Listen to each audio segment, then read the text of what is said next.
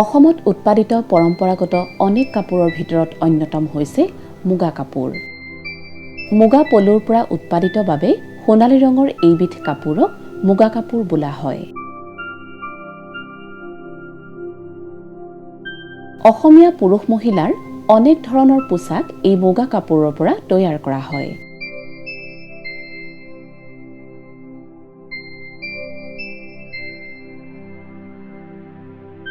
অতীজৰ পৰা অসমৰ মানুহে প্ৰধানকৈ মুগা, এৰী আৰু পাট, পলুৰ পৰা কাপোৰ উৎপাদন কৰি আহিছে।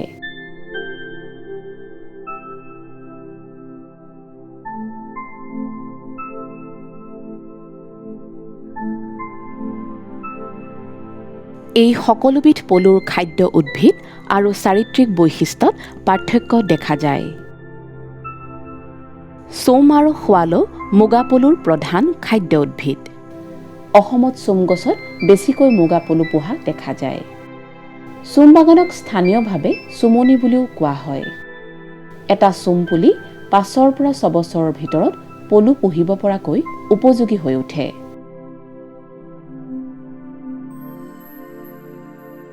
মঠৰ জীৱন চক্ৰৰ 4টা স্তৰ হৈছে পূৰ্ণাংগ মঠ বা চকৰি, কণী, পলু আৰু লেটা।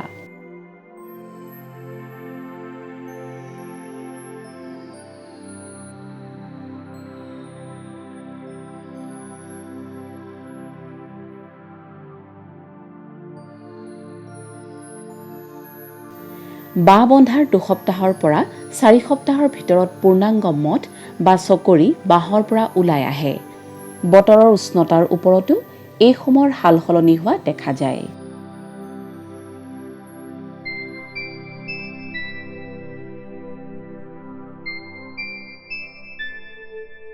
পূৰ্ণাংগ মঠবোৰ সূৰ্যাস্তৰ পিছত লেটাৰ পৰা ওলাবলৈ ধৰে। ইয়াক মুগা ফুকোৱা বুলিও কোৱা হয়। প্ৰথম অৱস্থাত মঠবোৰ লেটুসেটু হৈ থাকে। লাহে লাহে বতাহত ইয়াৰ পাখি মেল খায় আৰু শুকায়। গাটো টনকিয়াল হৈ উঠে। মতা মঠৰ এণ্টেনাৰ দৰে দুডাল বহল শুং থাকে। এই শুং দুডালে ঘ্ৰাণ, স্পৰ্শ আৰু শব্দ গ্ৰহণৰ কাম কৰে।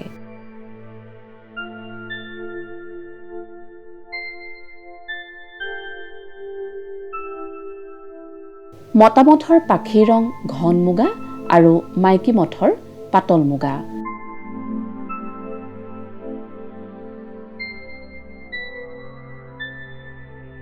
মতা মঠবোৰ তজবজীয়া আৰু সক্ৰিয় হৈ থাকে, আনহাতে মাইকী মঠবোৰে শান্তভাৱে জিৰণি লৈ থাকে।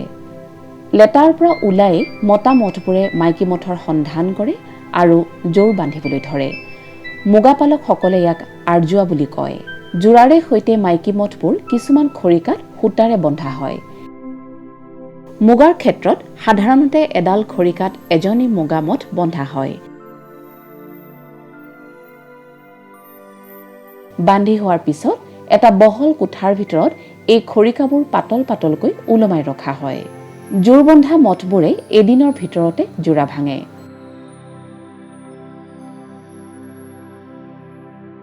মঠৰ পৰিমাণ বেছি হ'লে মুগাপালকে সকলো মঠ একেদিনাই খৰিকাত বান্ধিব নোৱাৰে। যিহেতু এদিনৰ বাবেহে জোৰবোৰ থাকে, সেইবাবে পিছৰ দিনা জোৰ ভঙা অৱস্থাত মাইকী মঠবোৰ পোৱা যায়। এই অকলশৰীয়া মাইকী মঠবোৰ একেই পদ্ধতিৰে খৰিকাত বান্ধি ওলমাই ৰখা হয়।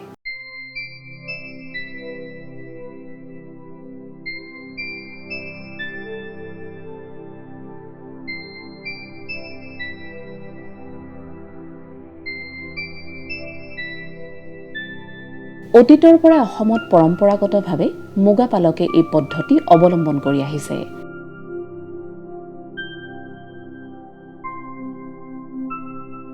বৰ্তমানে বিশেষজ্ঞসকলে নতুন পদ্ধতি উদ্ভাৱন কৰিছে। এই পদ্ধতিত কিছুমান প্লাষ্টিক বেগৰ ভিতৰত মাইকী মঠবোৰ ভৰাই ৰখা হয়।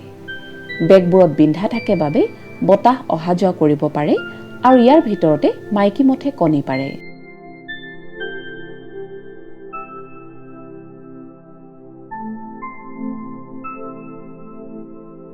সন্ধিয়াৰ পৰা দোকমোকালিলৈকে ৰাতিৰ ভিতৰত মাইকী মথে প্লাষ্টিক বেগ বা খৰিকাৰ পৃষ্ঠত কণী পাৰে। এই কণী পাৰা প্ৰক্ৰিয়া ৩ৰ পৰা ৪ ৰাতিলৈকে চলি থাকে।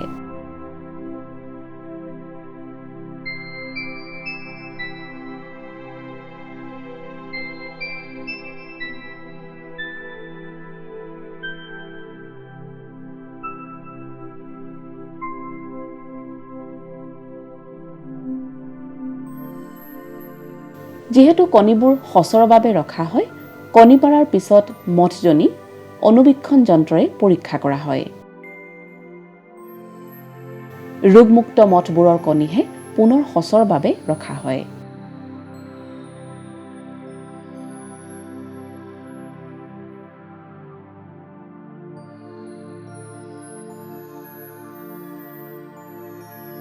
কণী সংগ্ৰহৰ বাবে খৰিকাৰ পৰা সূতা কাটি মাইকী মথবোৰ পৃথক কৰা হয়।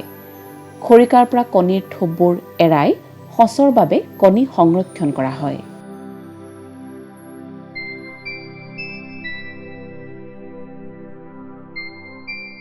এজনী সুস্থ সবল মথে ২২০ৰ পৰা ২৫০টালৈকে কণী পাৰে।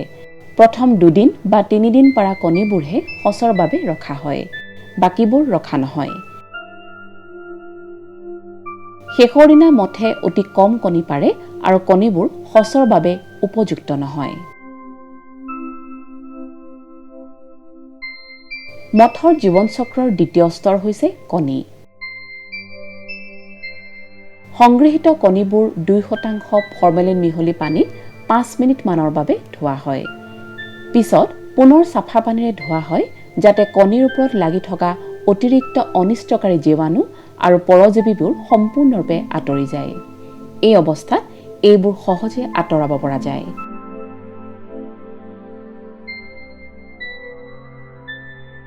সূৰ্যৰ পোনপটীয়া পোহৰে কণীৰ ভিতৰত থকা ভ্ৰূণটো নষ্ট কৰিব পাৰে। সেয়েহে এই কণীবোৰ ছাঁ আৰু মুকলি বতাহত শুকুৱাই সঁচ হিচাপে সংৰক্ষণ কৰা হয়।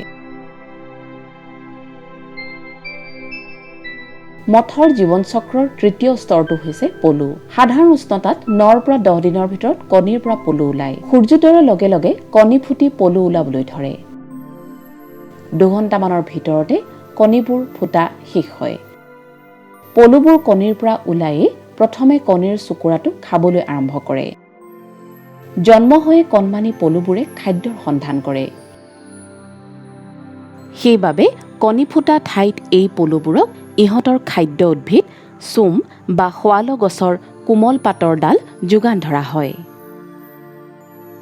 পলুবোৰে কোমল পাতবোৰলৈ বগাই আহে আৰু পাত খোৱা আৰম্ভ কৰে। পলুৰে সৈতে এনে ডালবোৰ মূল খাদ্য উদ্ভিদজোপালৈ স্থানান্তৰ কৰা হয়। লাহে লাহে ইহঁতে মূল গছজোপালৈ বগাই যায়। বহুতো মুগাপালকে বিশেষ ধৰণৰ এটি বাঁহৰ পাচি বনাই লয়, যিটো গছত ওলমাই দিলে পলুবোৰে গছলৈ সহজে বগাই যাব পাৰে। সন্মুখৰ ঠেংকেইটাৰে গছৰ ডালত খামুচ মাৰি ধৰি ইহঁতে পাত খোৱা আৰম্ভ কৰে। পাতৰ কাণৰ পৰা পাত খোৱাটো পলুৰ এটা বিশেষ লক্ষণ। সম্পূৰ্ণ পাতটো খোৱাৰ লগতে ইহঁতে পাতৰ কুঁহি আগবোৰো খোৱা দেখা যায়। কিছুমান সৰল পলুৱে পাতবোৰ সম্পূৰ্ণকৈ খায়। পলুৱে গছজোপাৰ কিছুমান পাত নোখোৱাকৈও এৰি দিয়ে। পলুৱে ভাল পাত খাবলৈ পালে পিছলৈ লেটাৰ উৎপাদন ভাল হয়।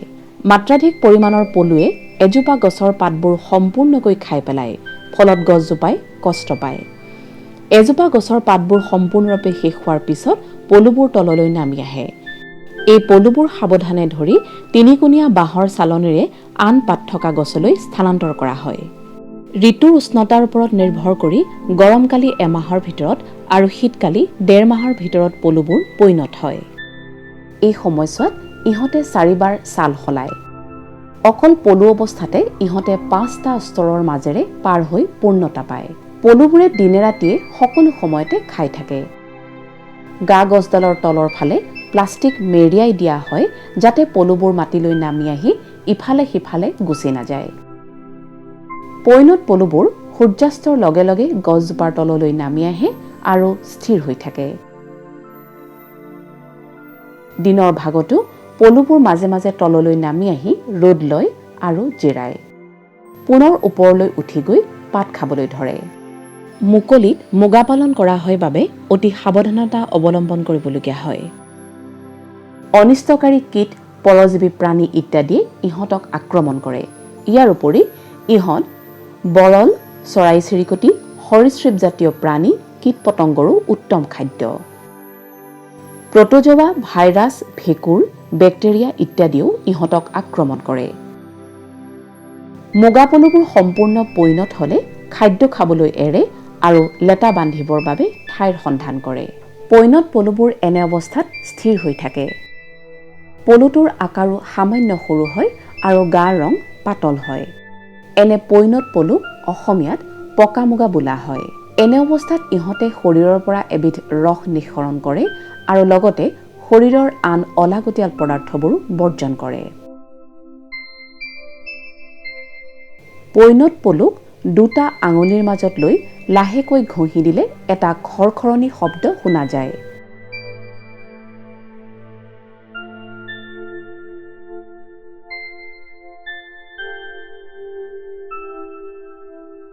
পকা মুগাবোৰ সংগ্ৰহ কৰি জালিলৈ স্থানান্তৰ কৰা হয়। জালি হৈছে গছপাতেৰে ভৰি থকা কিছুমান ডালৰ সমষ্টি। জালিখনত কিছু সময়ৰ পিছতে পলুবোৰে বাঁহ বা খোলা বান্ধিবলৈ আৰম্ভ কৰে। ভিতৰৰ পলুটো ক্ৰমান্বয়ে লেটালৈ ৰূপান্তৰিত হয়। আৰম্ভণিতে খোলাৰ ৰং বগা হয় আৰু পিছলৈ সোণালী ৰঙৰ হয়। এইটো মুগামঠৰ চতুৰ্থ স্তৰ। শীতকালত হোৱা মুগাৰ আঁহ সুন্দৰ আৰু চিকমিকিয়া হয়।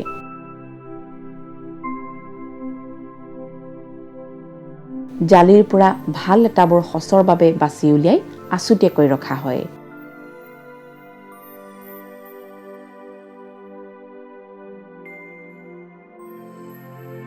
বাকীবোৰ খোলা আঁহ উলিয়াবৰ বাবে পৃথক কৰা হয়।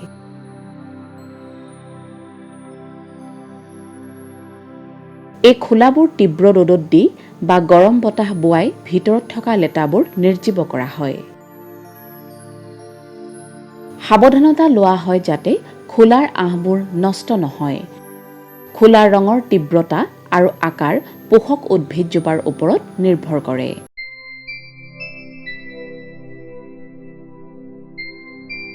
জালিখনত মাত্ৰাধিক পৰিমাণৰ পলু দিলেও খোলাৰ আকাৰত প্ৰভাৱ পৰে। আঁহ উলিয়াবৰ বাবে লেটাবোৰ এলকেলিন বা খাৰ পানীত 15 পৰা 30 মিনিট সময় উতলোৱা হয়। উতলোৱা সময় পানীত মিহলোৱা খাৰৰ পৰিমাণ আৰু লেটা খোলাৰ গুণগত মানৰ ওপৰত নিৰ্ভৰ কৰে। এনে কৰিলে খোলাৰ আঁহত প্ৰাকৃতিকভাৱে থকা এঠাজাতীয় বস্তুবোৰ আঁতৰি যায়।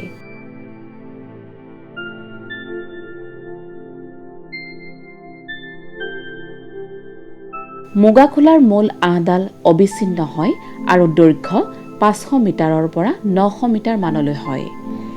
এই দৈৰ্ঘ্য মুগা পালনৰ ঋতু আৰু পলুটোৰ স্বাস্থ্যৰ ওপৰত নিৰ্ভৰ কৰে।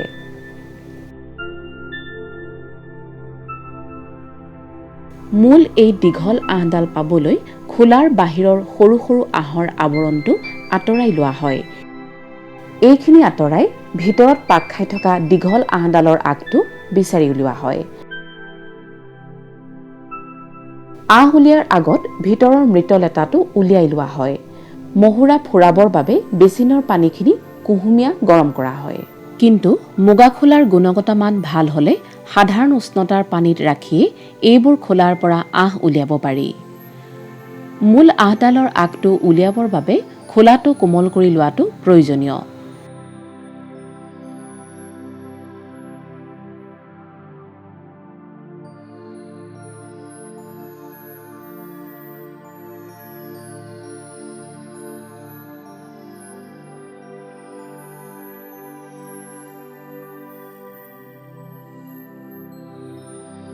প্ৰায় 8-10ডাল আঁহ পাক দি কাপোৰ ববৰ বাবে উপযোগী মূল মুগা সূতাডাল তৈয়াৰ কৰা হয়। এই ক্ষেত্ৰত সাৱধানতা লোৱা হয় যাতে এডাল আঁহো ছিঙি নাযায়। সবল আৰু নিৰোগী পলুৰ পৰা হোৱা খোলাৰ পৰা সুন্দৰ আঁহ ওলায়।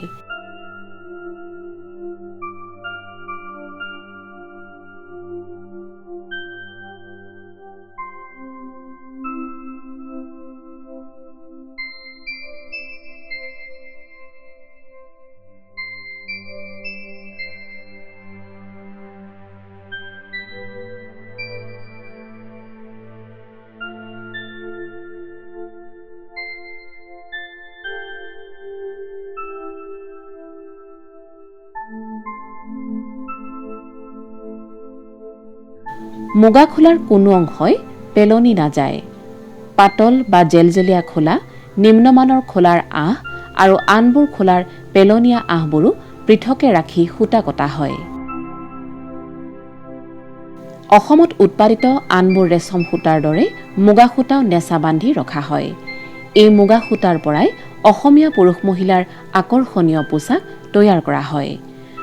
পৰীক্ষামূলকভাৱে মুগা সূতাৰ পৰা বৰ্তমানে আন ব্যৱহাৰ্য সামগ্ৰীৰ প্ৰস্তুতিও আৰম্ভ হৈছে।